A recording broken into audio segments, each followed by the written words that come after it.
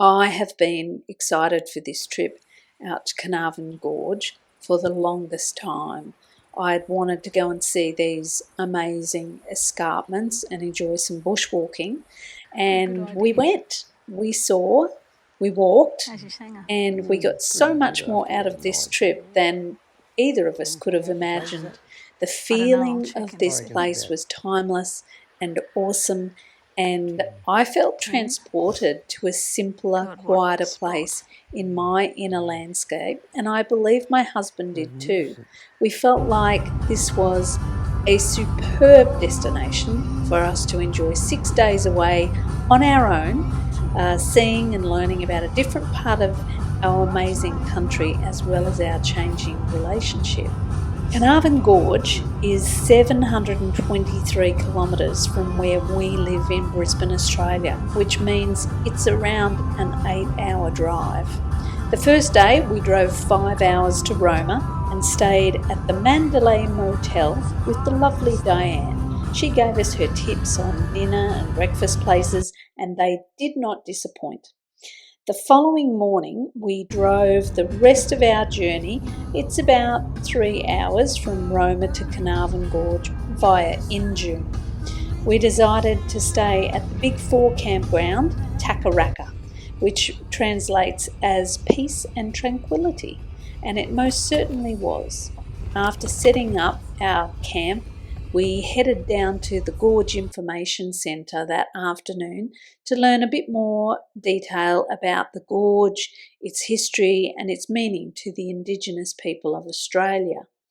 On the way back to the camp, we stopped in at the rock pool where we spotted an elusive platypus.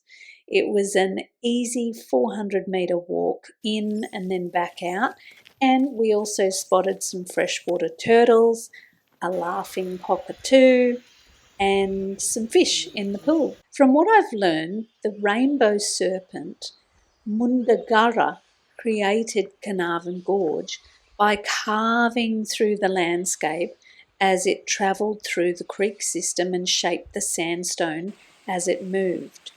The rainbow serpent is said to reside here, and this place is considered sacred to the Bidjara, Karingbal, Karakara and other First Nations people of central Queensland.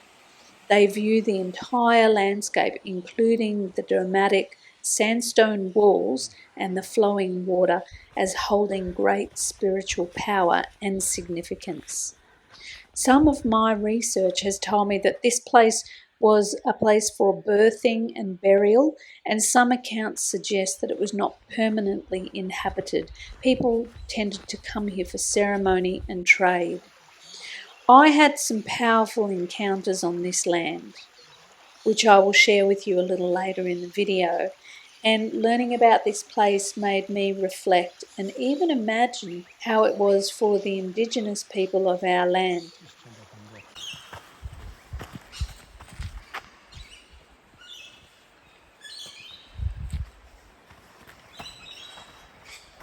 At times I felt the ancestors walking like they were close by, and I even felt my imagination drifting often to another time. We decided to do the Great Walk on our first day, which on my monitoring app had us clock up between 25 to 30 kilometres, and it took us 8 hours. We left at 7 a.m. from the main entry point, and I have to say that the morning and afternoon lighting in this area was superb.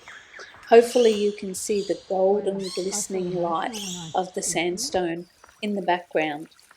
A little while after we entered the walk, I said a private prayer, an acknowledgement to the traditional owners and the ancestors of the land, and as soon as I had finished, this loud flock of screeching birds let us know we were welcome. It was so cool of the ancestors to welcome us in that way. I had to laugh. It was just beautiful.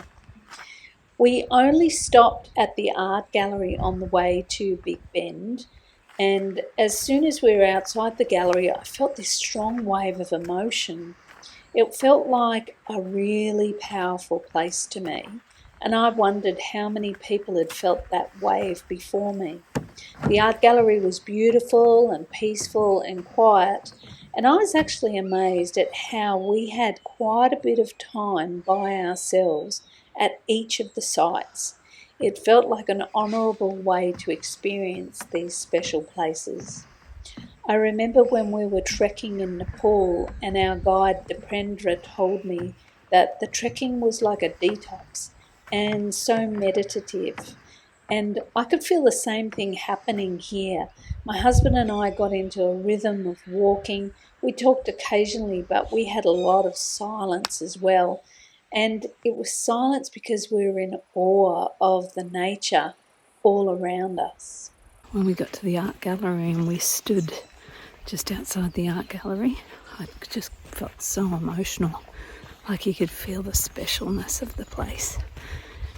And what makes it even more special is one of my dear friends just said to me that her children's great-grandmother was born in the gorge. Amazing, amazing, amazing.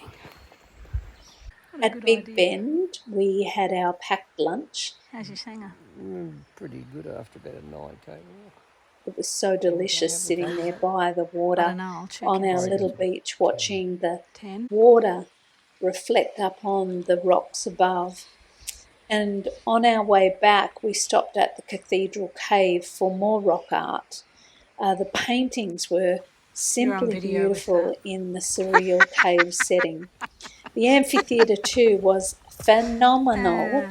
Oh my God, this place has to be seen to be believed. It was such cool respite from the heat of the day, and we just sat and enjoyed the quiet. And again, my imagination went a little rampant here in wondering what happened in this cave setting so long ago. When we got back to our tent that night, we lit a little fire, which smelt so good. We actually smelt like campfire when we came home, which was a lovely reminder of our trip. And that night we were so knackered, but we were so satisfied, and we crawled into our tent after a cup of hot chocolate, which was so delicious. Day 2 saw us do 3 walks. Our legs were a bit tired, but we pushed through. We kept joking about our aches and pains, which made it funny, made it easier to get through. And the first was back to the rock pool to see if we could see that platypus again. But we didn't. We saw plenty of mama kangaroos, laughing kookaburras, and cheeky screeching cockatoos. And then we headed to Mickey Creek, which was an easy walk that lasted about an hour and a half. It was really gentle terrain, like a mini gorge experience. And then back to the camp for brekkie. What have you got to say, Greg, about the experience so far? What would you say definitely worth hiking to the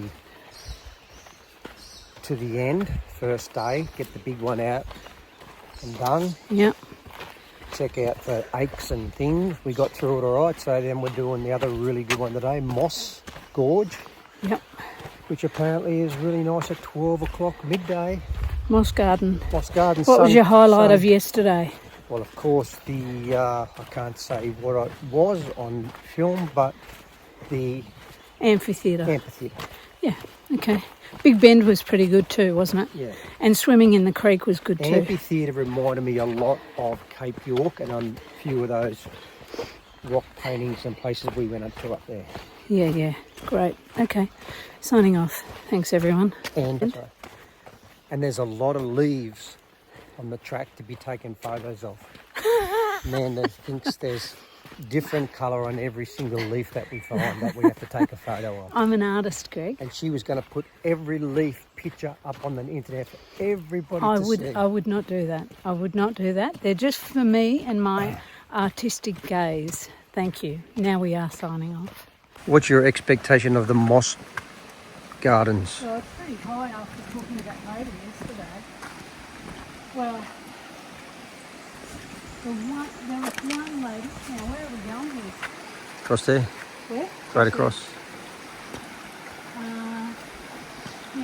lady said that was her bit. And she'd been there before. Yes, the one from northern New South Wales. Yes, that's right. That's the one.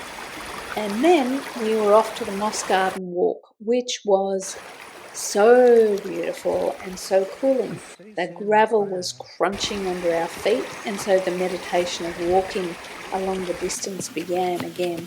I absolutely loved this walk. Hopping over the creek crossings was becoming second nature and not as scary as it had been at first. And I loved how the terrain kept changing all the time. Sometimes we were in these fern-laden garden areas, and then all of a sudden the escarpments revealed themselves and the land became kind of barren.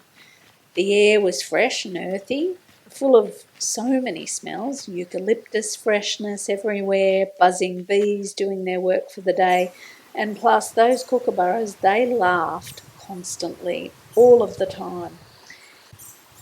On our last day, we got up super early, 4:50 a.m, and we got to the gorge by 5:20 a.m, ready to climb Limber Bluff. The night before had been extremely windy in our little tent. It was a tiny bit scary, howling in fact. The noise was howling, and we had more of the same during our hike, but it made it more like a really cool adventure, I have to say. This was a highlight. The wind howled through that little cavern as we were climbing, and at times we had to pause. We just stood still. It was like this great big airplane of wind was pouring over the top of us. So we just stood and felt the power of it and listened to it scream. And when we hit the top, the morning sun hitting those sandstone escarpments was sublime. And we loved the challenge of going up and enjoying this beautiful view. You might have to go and carry one of them. Oh.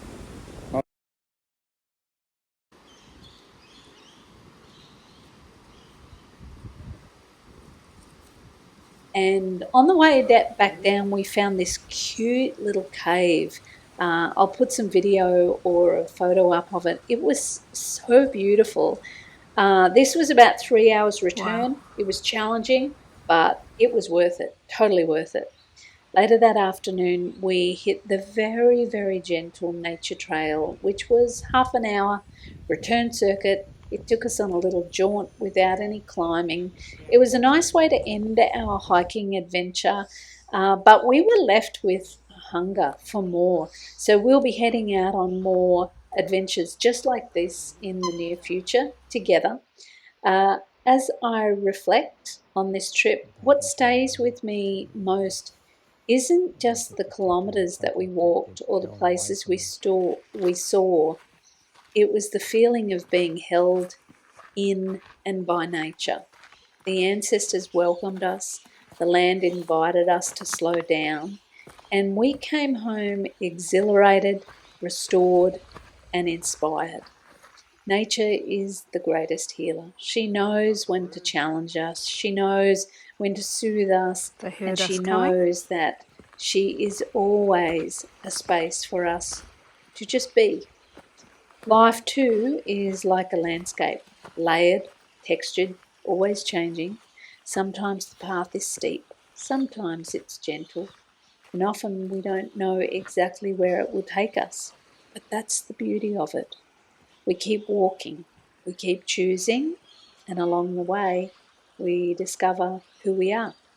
So for me, this trip wasn't only about Carnarvon Gorge, it was about remembering that simplicity and silence. See you later, Carnarvon Gorge. And wonder are always available when we step outside and into our true nature. Life, hey? What a trip.